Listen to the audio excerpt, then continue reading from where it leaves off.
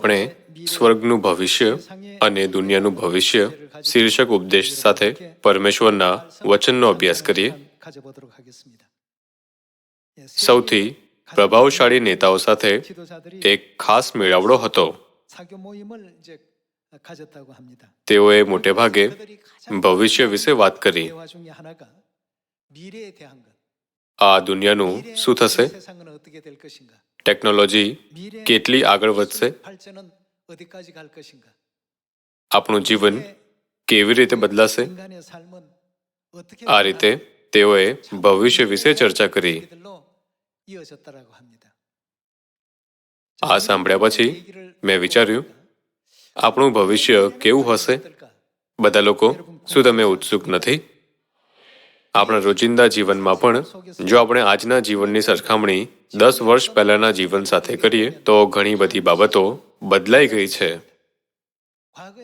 ભૂતકાળમાં લોકપ્રિય હતા તેવા વ્યવસાયો હવે ઓછા મહત્વપૂર્ણ માનવામાં આવે છે.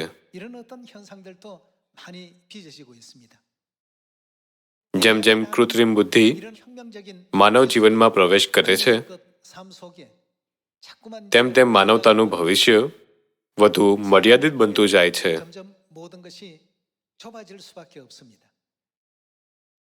આજકાલ તમને કઈ સર્જરી વધુ મોંઘી લાગે છે? માનવ દ્વારા કરવામાં આવતી સર્જરી કે એઆઈ કે મશીન દ્વારા કરવામાં આવતી સર્જરી? મશીનો દ્વારા કરવામાં આવતી સર્જરી વધુ સચોટ હોય છે. એઆઈ સર્જરી ખૂબ આશાસ્પદ પદ્ધતિ તરીકે જાણીતી છે.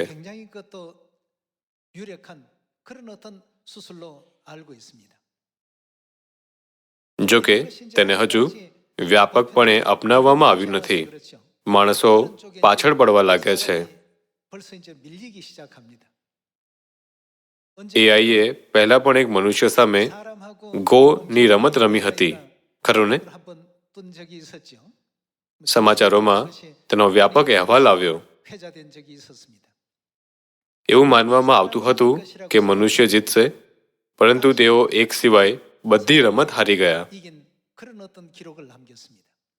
ત્યારથી એઆઈ આપણા જીવનમાં ઊંડે સુધી એકીકૃત થઈ ગયું છે.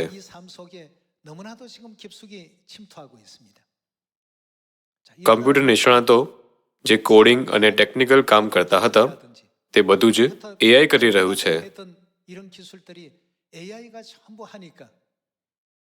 અને પરિણામ સ્વરૂપ અમેરિકામાં સિલિકોન વેલી અને અન્ય દેશોમાં લોકોને છૂટા કરવામાં આવી રહ્યા છે. સરળ શબ્દોમાં, મશીનો મનુષ્યોને કેવી રીતે અસર કરે છે? તેઓ બધું જ પોતાના કબજામાં લઈ રહ્યા છે. તેઓ આ પ્રકારનું ભવિષ્ય બતાવતા રહે છે. આમ, આપણે વિચારવાની જરૂર છે કે પરમેશ્વર શા માટે કહે છે પૃથ્વીની વસ્તુઓ પ્રત્યે એટલા આકર્ષિત ન થાઓ. તબીબી વ્યાવસાયિકો પહેલાથી જ પાછળ પડી ગયા છે. લશ્કર વિશે શું? ભૂતકાળમાં સૈનિકોની સંખ્યા ઘણીવાર સૈન્યની શ્રેષ્ઠતા નક્કી કરવા માટે સૂચક તરીકે ઉપયોગમાં લેવાતી હતી. જો કે હવે શું આપણે રોબોટિક કૂતરા અને બીજા ઘણા રોબોટ્સને માણસોનું સ્થાન લેતા નથી જોઈ રહ્યા? આજે હું એઆઈ વિશે વ્યાખ્યાન આપવા માટે નથી આવ્યો. જો કે માનવજાતિના ભવિષ્ય પર નજર નાખતી વખતે મને વિચાર આવે છે કે માનવજાતિની હવે જરૂર નહીં રહે તે યુગ આવવામાં કેટલો સમય બાકી છે. વૃદ્ધ લોકો તેમના બાળકો સાથે રહેતા નથી કારણ કે તેઓ બોજારૂપ બનવા નથી માંગતા. એકલા રહેતા વરિષ્ઠ નાગરિકોની સંખ્યા વધી રહી છે. જો તેમના બાળકો તેમની સંભાળ રાખવા માટે વારંવાર આવે તો સારું રહેશે. પરંતુ બાળકો પણ સંઘર્ષ કરી રહ્યા છે. પરિણામ સ્વરૂપ સરકાર મદદગારો મોકલે છે, પણ હવે આ બદલાઈ રહ્યું છે, ખરું ને? જાપાનમાં બધું રોબોટ્સ દ્વારા બદલવામાં આવી રહ્યું છે. વૃદ્ધ લોકો રોબોટ્સ સાથે વાત કરે છે. બધા લોકો, જો તમે એઆઈને પૂછો, મને એક રસપ્રદ વાર્તા કહો, તો તેને કોઈ વાંધો નહીં આવે. તે તમને દર વખતે એક વાર્તા કહેશે. જો કે, જો તમે કોઈને કંઈક રસપ્રદ કહેવાનું કહો છો, તો તેઓ કહે છે, તમે મને કેમ હેરાન કરો છો? તેમને તે ગમતું નથી. સમાજ આ ભવિષ્ય તરફ આગળ વધતું રહે છે. સૈનિકોને પણ રોબોટ્સથી બદલવામાં આવી રહ્યા છે. એઆઈ હોસ્પિટલોમાં પણ સર્જરીઓ કરી રહ્યું છે. માણસોની એટલી જરૂર નથી. કાર એસેમ્બલી માટે ભાગ્યે જ માનવ કામદારોની જરૂર હોય છે. માનવ કામદારો વિરોધ કરે છે. તેઓ વધારે પગાર માંગે છે. તેઓ વધુ દિવસોની રજા માંગે છે. જો કે, એકવાર મશીન ખરીદી લીધા પછી તે દિવસમાં 24 કલાક, વર્ષમાં 365 દિવસ અથાગ કામ કરે છે.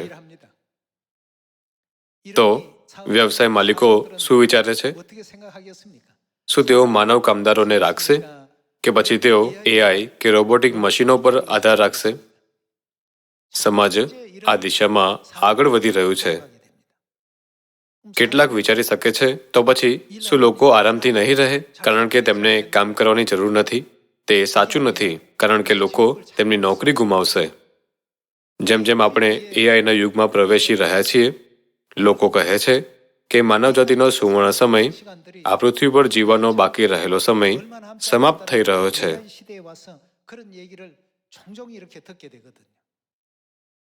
જો કે, હું તમને નિરાશાવાદી જીવન જીવવાનું નથી કહેતો.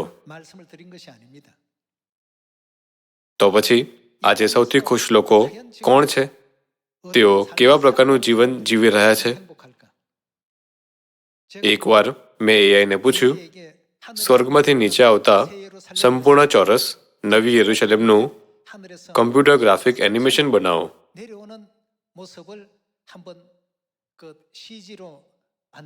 અને તેને બનાવવામાં 5 મિનિટથી પણ ઓછો સમય લાગ્યો. મેં કમ્પ્યુટર ગ્રાફિક્સમાં કામ કરતા લોકોને પૂછ્યું, એઆઈનો ઉપયોગ કર્યા વિના કેટલો સમય લાગશે? અને તેઓએ કહ્યું, તેમાં થોડા અઠવાડિયા લાગશે. જે માટે એઆઈને 5 મિનિટ લાગે છે, તે માટે માણસને અઠવાડિયા લાગી શકે છે. મેં એઆઈને માતાના બલિદાન વિશે એક કવિતા લખવાનું પણ કહ્યું. તે એટલું હૃદયસ્પર્શી હતું કે હું રડી પડ્યો.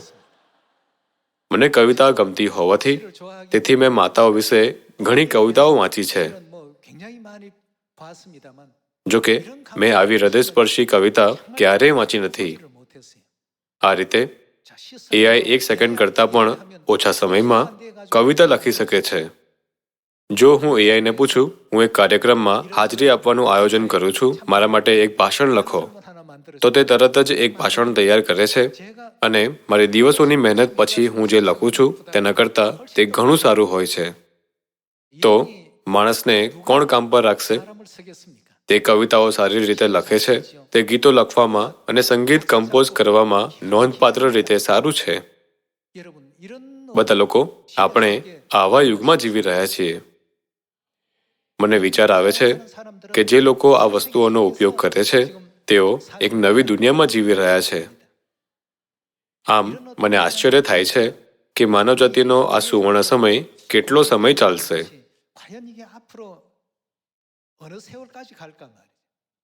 કોઈ 10 વર્ષ કહે છે, કોઈ 20 વર્ષ કહે છે, પરંતુ માનવજાતિ વિશેની મોટાભાગની ચર્ચાઓમાં સ્પષ્ટ નિષ્કર્ષનો અભાવ છે.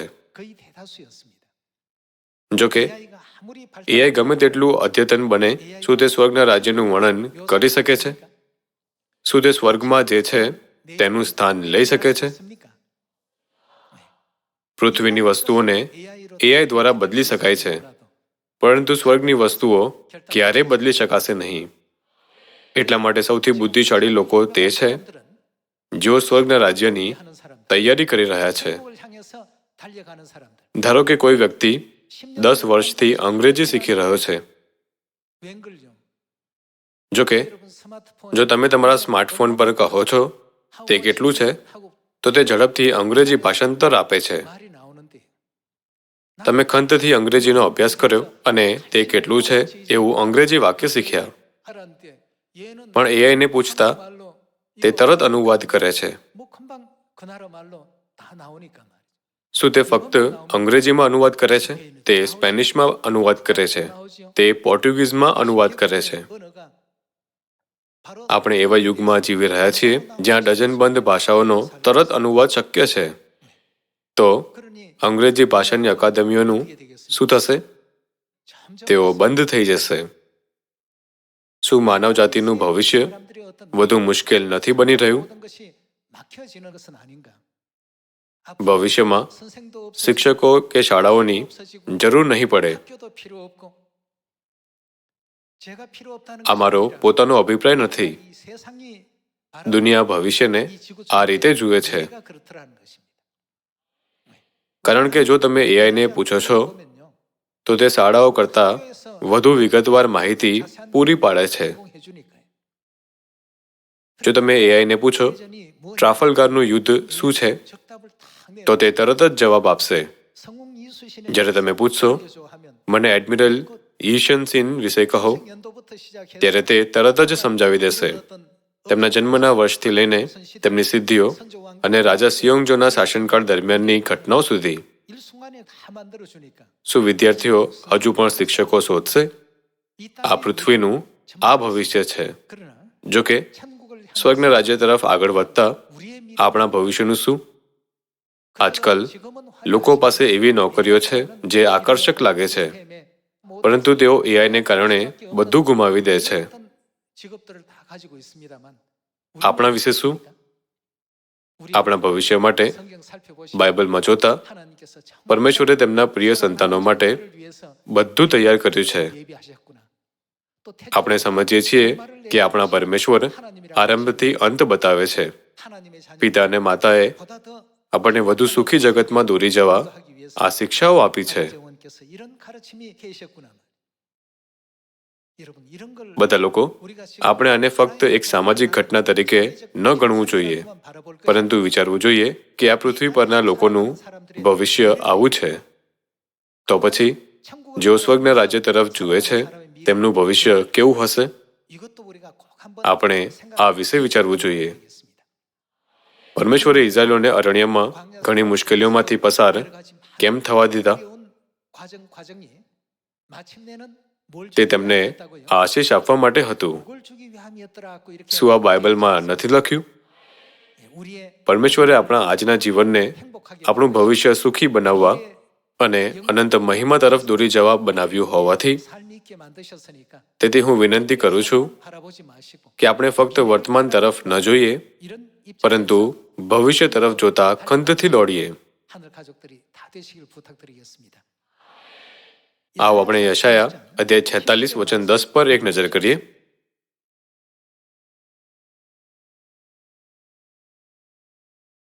યશાયા અધ્યાય 46 વચન 10 પરમેશ્વર કહે છે, આરંભથી પરિણામ જાહેર કરનાર. તેમણે આરંભથી અંત બતાવ્યો છે. પરમેશ્વર બધું જ જાણે છે, તેથી તે કહે છે, બીજો કોઈ માર્ગ ન અપનાવો, પણ હું જે માર્ગની આજ્ઞા આપું છું તે જ માર્ગે ચાલો. પરમેશ્વર આપણા પર આજ્ઞાકારિતા માટે દબાણ નથી કરતા, પરંતુ તે આપણા ઉજ્જવળ ભવિષ્યના આશીર્વાદ માટે માર્ગ બતાવે છે. જો કે લોકો વિચારે છે, શું મારે પરમેશ્વરના વચન પ્રમાણે જીવવું પડશે? શું જીવન ખૂબ સખત નહીં બની જાય? જ્યારે તેઓ સમજ્યા વિના પરમેશ્વરનું વચન વાંચે છે, ત્યારે તેઓ ભૂલથી વિચારે છે કે તેમને મનગમતું કરવાથી રોકવામાં આવે છે.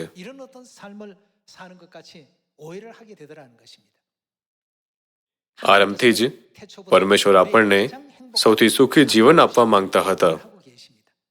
પરમેશ્વર આપણને સૌથી સુંદર વસ્તુઓ આપવા માંગતા હતા. એટલા માટે પરમેશ્વર આપણને નવા કરારના માર્ગ તરફ દોરી જાય છે. તેથી આપણે તે માર્ગને કૃપાથી અનુસરવો જોઈએ અને સ્વર્ગની અનંત મહિમા પ્રાપ્ત કરવી જોઈએ. જો એઆઈ સુવાર્તા આપે, તેવો યુગ આવે તો શું થશે? તેથી હવે આપણા માટે પરમેશ્વરની સુવાર્તાનો ખંતપૂર્વક પ્રચાર કરવાનો સુવર્ણ સમય છે. જો આ સમય પસાર થશે તો આ બધી ભૂમિકાઓ માણસોને બદલે મશીનોને સોંપાશે.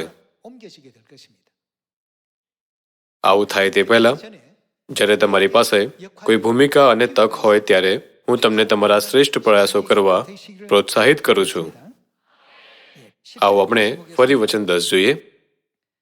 આરંભથી પરિણામ જાહેર કરનાર તથા જે થયું નથી તેને પુરાતન કાળથી ખબર આપનાર હું છું.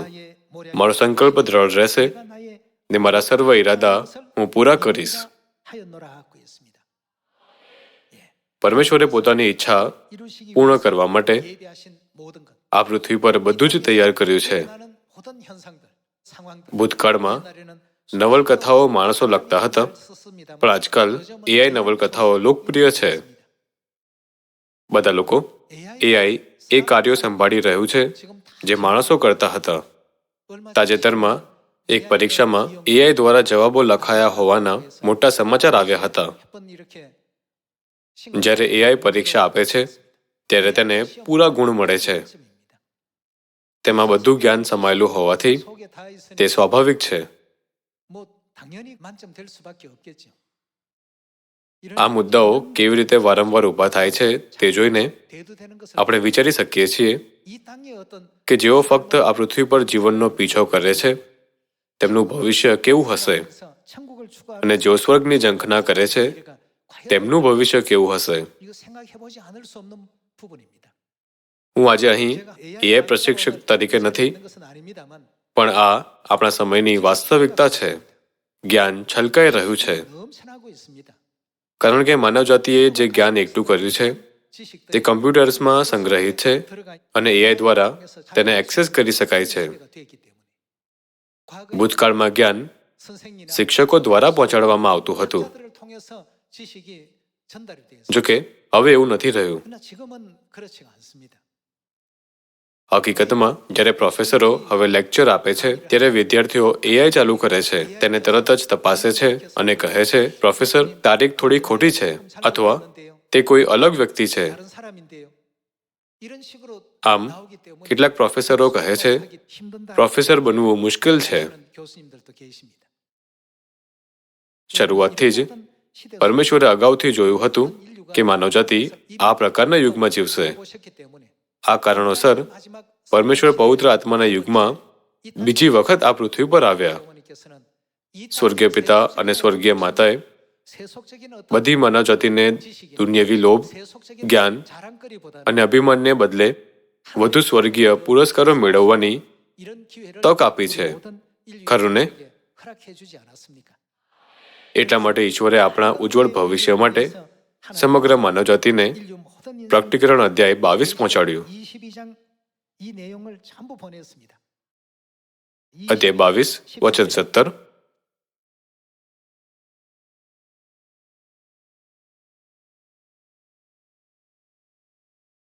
આત્મા તથા કન્યા બંને કહે છે, આવો. જે સાંભળે છે તે એમ કહે કે આવો, અને જે તરસ્યો હોય તે આવે, જે ચાહે તે જીવનનું પાણી મફત લે.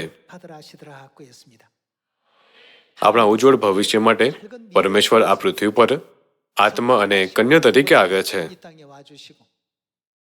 પરમેશ્વરે બધી માનવજાતિને આત્મા અને કન્યા પાસે આવવાનું આમંત્રણ આપ્યું છે, એમ કહીને કે જો તમે તરસ્યા છો, થાકેલા છો અથવા જીવનથી કંટાળી ગયા છો, જો તમે સત્ય ઈચ્છતા હો તો તમે જે પણ છો મારી પાસે આવો. આ પૃથ્વીનું ભવિષ્ય કોઈ દિવસ તેની મર્યાદાઓ જાહેર કરશે. જોકે એઆઈ ક્યારેય સ્વર્ગના રાજ્યના ભવિષ્ય પર કબજો કરી શકશે નહીં.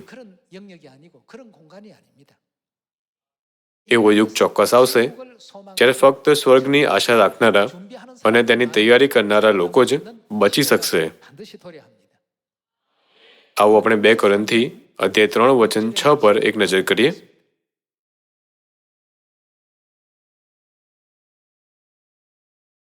અધ્યાય 3 વચન 6. વળી તેમણે આપણને શું થવાને યોગ્ય કર્યા? વળી તેમણે અમને નવા કરારના સેવકો થવાને યોગ્ય કર્યા છે, અક્ષરના સેવકો તો નહીં, પણ આત્માના. કેમ કે અક્ષર મૃત્યુકારક છે, પણ આત્મા જીવનદાયક છે. નવા કરાર દ્વારા પરમેશ્વર માનવજાતિ માટે કેવા પ્રકારનું ભવિષ્ય ખોલવા માંગે છે? હવે મૃત્યુ, શોક, દુઃખ, રુદન કે પીડા ફરીથી થનાર નથી, પણ ફક્ત અનંત આનંદ હશે. પરમેશ્વર આપણને અનંત મહિમાની દુનિયા આપવા માટે નવા કરાર વિશે જણાવે છે. જો કે દુનિયાના લોકો ખાવા અને અન્ય બાબતોને વધુ તાકીદની માને છે, તેથી તેઓ આમાં વધુ સમય વિતાવતા નથી. આપણા ભવિષ્ય માટે જો આપણે આપણા જીવનનો માત્ર એક નાનો ભાગ આપી રહ્યા છીએ, આપણા જીવનનો 99% ભાગ દુનિયાવી બાબતોમાં અને ફક્ત 1% ભાગ ખરેખર મહત્વની બાબતોમાં વિતાવી રહ્યા છીએ, તો મારું માનવું છે કે આ તે એક ક્ષણ છે જ્યારે આપણે આપણા મૂલ્યો પર ચિંતન કરવું જોઈએ. પરમેશ્વરે આપણને નવા કરારના સેવકો કેમ બનાવ્યા? નવા કરાર દ્વારા આપણને મૃત્યુ વિનાની દુનિયામાં લઈ જવાની પરમેશ્વરની મહાન ઈચ્છા છે. આપણને એવી દુનિયા આપવા માટે જ્યાં હવે કોઈ દુઃખ ન હોય અને આ પૃથ્વી પર આપણે જે દુઃખ અને ઉદાસી અનુભવી હતી તેનો અંત આવે. પરમેશ્વર આપણને કહે છે, નવા કરારના સેવકો બનો અને બધા લોકોને સત્યની ઘોષણા કરો. આવો આપણે પ્રકટીકરણ અધ્યાય 21 વચન 4 જોઈએ.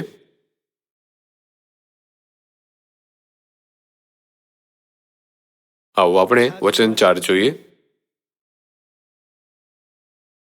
તે તેઓની આંખોમાંનું દરેક આંસુ લૂછી નાખશે.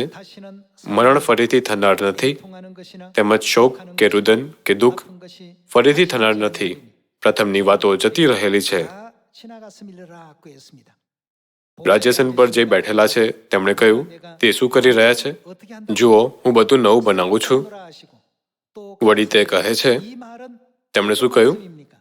તું લખ, કેમ કે આ વાતો વિશ્વાસયોગ્ય તથા સત્ય છે. પરમેશ્વરે આપણને નવા કરારના સત્યમાં આવવાનું કહ્યું છે, જેથી કૃપાની દુનિયા ખોલી શકાય, જ્યાં મૃત્યુ, રુદન કે પીડા ન હોય.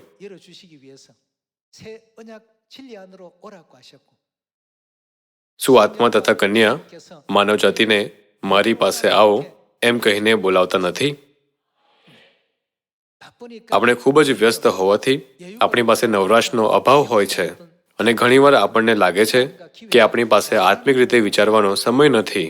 છતાં શું આપણે આજે એવી આશા સાથે જીવી રહ્યા નથી કે આવતીકાલ આજ કરતાં વધુ સારી હશે?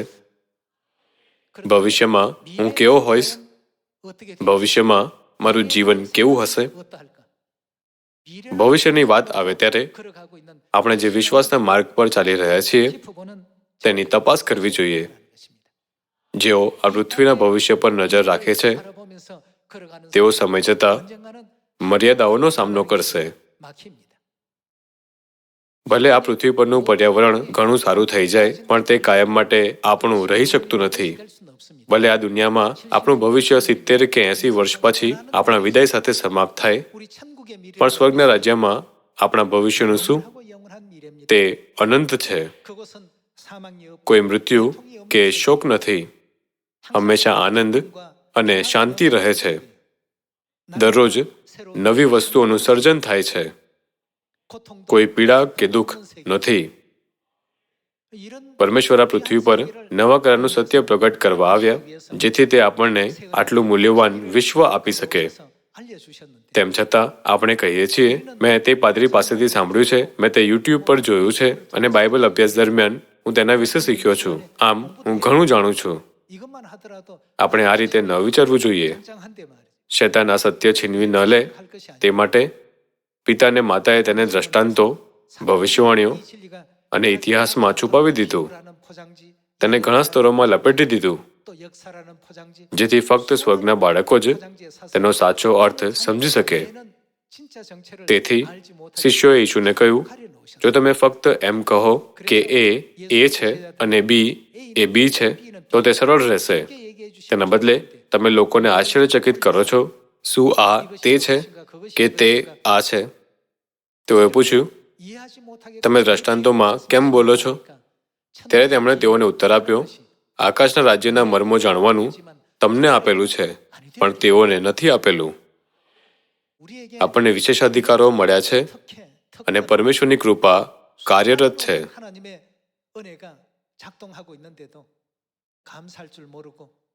આપણે તેને હળવાશથી ન લેવું જોઈએ. આભાર માનવાનું ચૂકવું જોઈએ નહીં અને વિશ્વાસ વિના ફક્ત ચર્ચમાં જવું જોઈએ નહીં. હું પ્રાર્થના કરું છું કે નવા વર્ષમાં આપણે આપણું હૃદય, આત્મા અને મન પરમેશ્વરને, પડોશીઓને, ભાઈ બહેનોને અને સુવર્તને પ્રેમ કરવા સમર્પિત કરીએ અને નવા ભવિષ્ય તરફ આગળ વધીએ. આવો આપણે અધ્યાય 22 પર જઈએ.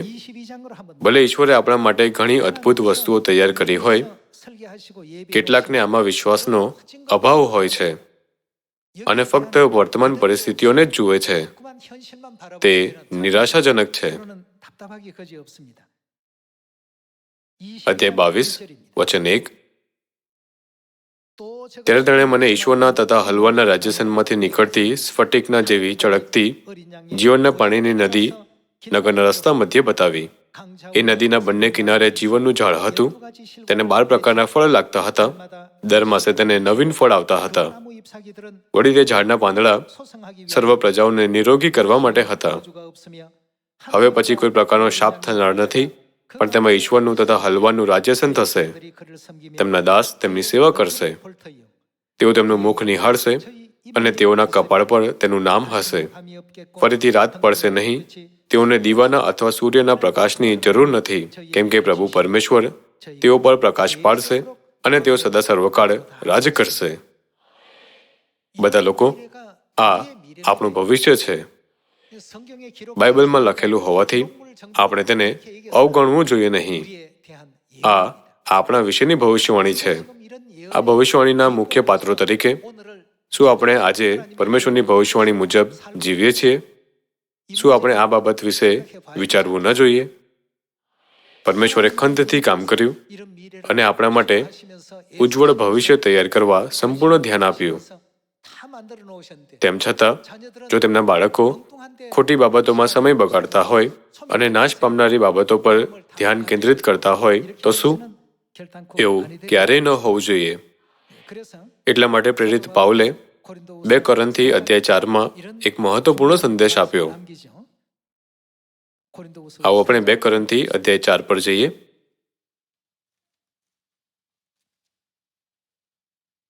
અધ્યાય 4 વચન 16. એ કારણથી અમે નાહિંમત થતા નથી, પણ જો કે અમારું બાહ્ય મનુષ્યત્વ ક્ષય પામે છે, તો પણ અમારું આંતરિક મનુષ્યત્વ રોજ રોજ નવું થતું જાય છે. કેમ કે અમારી થોડીક તથા ક્ષણિક વિપત્તિ, નાના દુઃખો અમારે માટે અત્યંત વધારે સદાકાલિક તથા ભારે મહિમા ઉત્પન્ન કરે છે. કેમ કે જે વસ્તુઓ દ્રશ્ય છે તેમના પર નજર ન રાખતા આપણે શેના પર લક્ષ્ય રાખીએ છીએ? જે અદ્રશ્ય છે તેમના પર અમે લક્ષ્ય રાખીએ છીએ. તેનો અર્થ શું છે? શું તેનો અર્થ સ્વર્ગીય વસ્તુઓ નથી? કેમ કે જે દ્રશ્ય છે તે ક્ષણિક છે, પણ જે અદ્રશ્ય છે તે અદ્રશ્ય કેવું છે?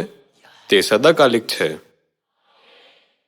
જો આપણે પરમેશ્વરે આપણા માટે તૈયાર કરેલું ભવિષ્ય જાણીએ અને તે સમજણ સાથે જીવીએ, તો આપણું જીવન ગમે તેટલું મુશ્કેલ હોય તે બોજારૂપ નહીં લાગે. આપણને વારસામાં મળશે તેવી ભવ્ય દુનિયા અને ભવ્ય વચનો છે. આપણે આ વચનોને ફક્ત બાઇબલમાં આપેલા શબ્દો તરીકે ન માનવા જોઈએ. તે વાસ્તવિકતા બનશે. હું પ્રાર્થના કરું છું કે તમે તે વિશ્વાસ સાથે પિતા અને માતાએ આપણા માટે તૈયાર કરેલા નવા વર્ષનું ઉદારતાથી સ્વાગત કરો. હિબ્રુ અધ્યાય 11 માં વિશ્વાસ વિશે ઘણા અહેવાલો છે. 믿음에 대한 얘기들이 나옵니다. આવો આપણે હિબ્રુ અધ્યાય 11 વચન 6 પર એક નજર કરીએ.